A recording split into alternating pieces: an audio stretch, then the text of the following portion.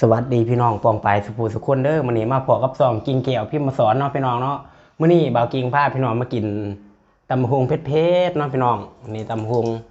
นี่ก็เป็นแกงเนาะพี่น้องแกงหน่อไม้เนาะพี่น้องเนาะมาเด้อกินไอ้ตำบักหุ่งกับบ่าวกิ่งแล้วก็แกงหน่อไม้น้ำบ่าวกิ่งเด้อพี่น้องเด้อมาแซ่บๆน้ำบ่าวกิ่งมาพี่น้องมาตำบักหุ่งเผ็ดๆจากบ้านนี่พี่น้อง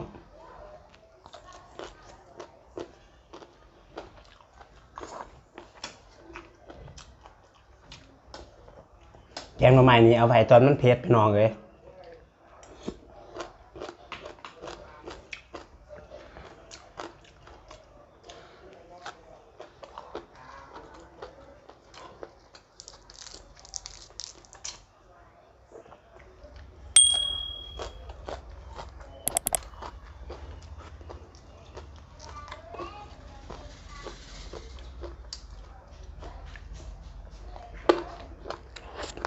อืม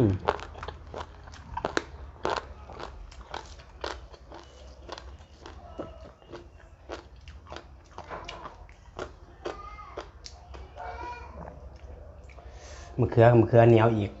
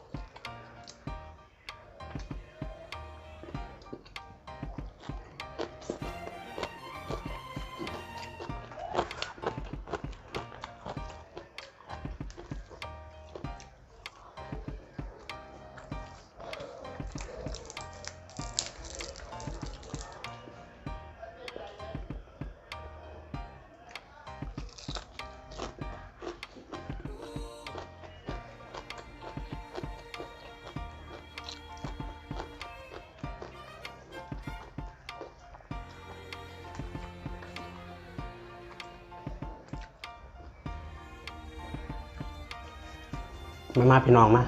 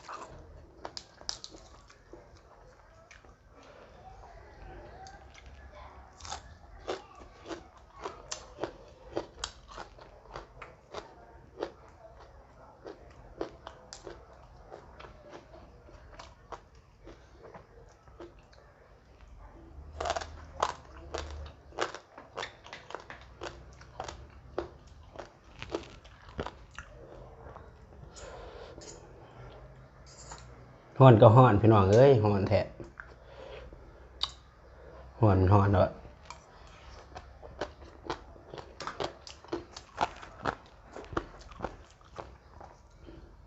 ทั้งฮ้อนทั้งเผ็ด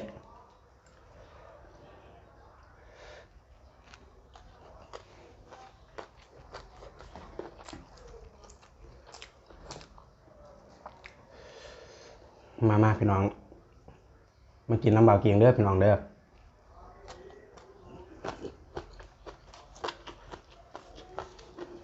ขึ้นเฮือเบาเกียงบ่พี่น้องมานะนี่เฮือได้ฮะ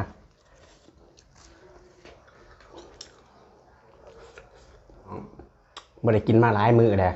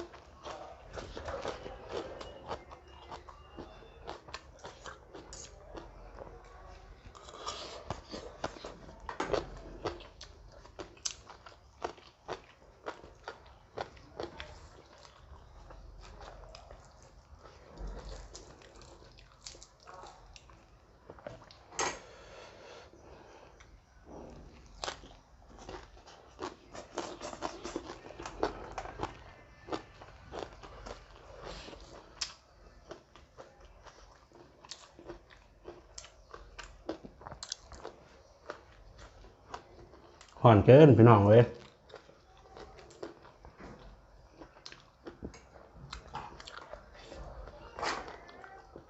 ฮ้อนแท้ฮ้อนว่า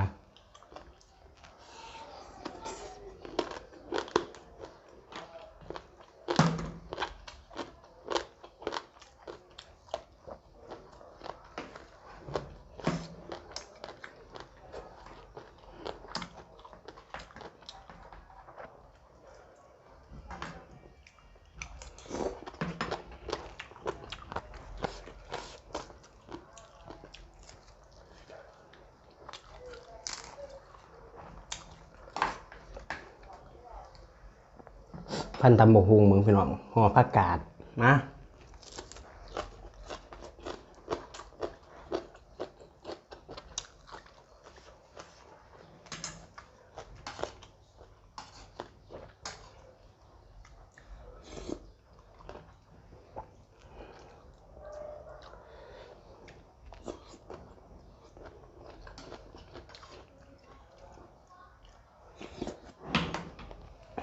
ว่า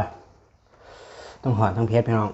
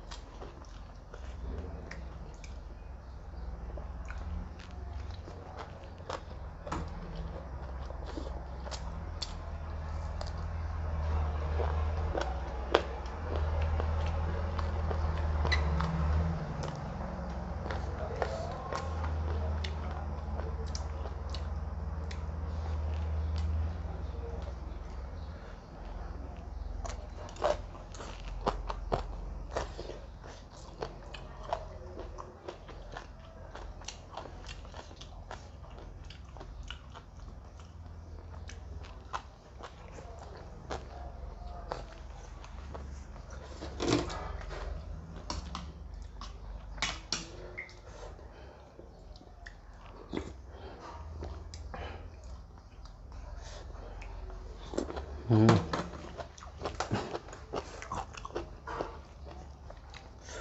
โอ้ยเผ็ดพี่น้องทั้งเผ็ดทั้งหอน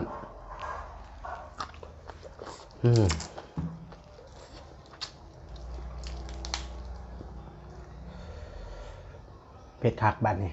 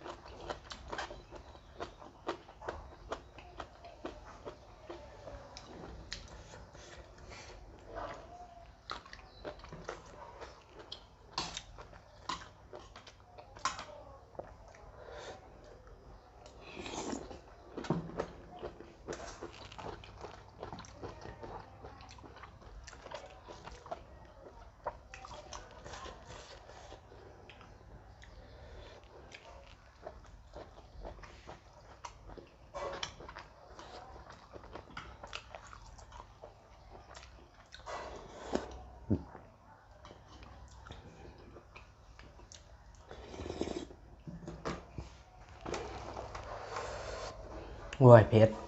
อ๋อทั้งเผ็ดทั้งหอนเบิ่งเหือบาติกบากิงเต็มหนาเลย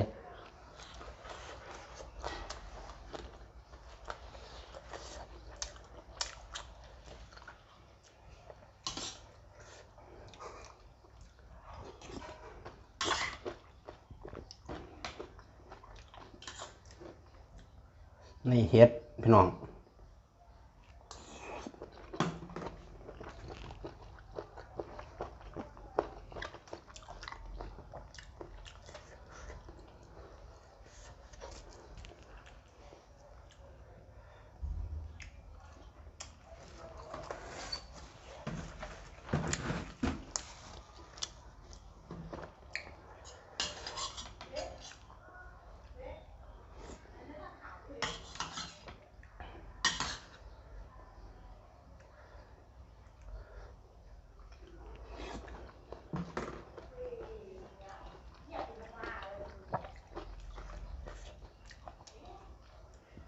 เบิ่งคลิปบาวกิงใหม่ๆเนาะพี่น้องเนาะก็อย่าลืมกดไลค์กดแชร์